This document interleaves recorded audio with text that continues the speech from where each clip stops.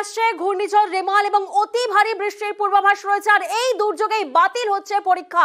কাল প্রেসিডেন্সি বিশ্ববিদ্যালয়ের পরীক্ষা বাতিল। আরো একবার আপনাদের জানিয়ে রাখি, আগামীকাল প্রেসিডেন্সি বিশ্ববিদ্যালয়ে যে পরীক্ষা হওয়ার কথা ছিল সেই পরীক্ষা স্থগিত করা হয়েছে। কিন্তু কবে হবে সেই পরীক্ষা জানবো। প্রতিনিধি সোমরাজ এই মুহূর্তে আমাদের সঙ্গে রয়েছেন। সোমরাজ, আগামীকালের পরীক্ষা বদল করে কবে হচ্ছে সেই পরীক্ষা?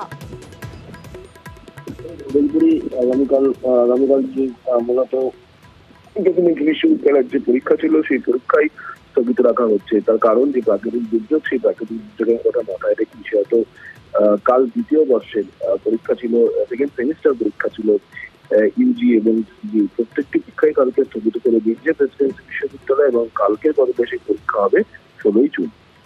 বেশ।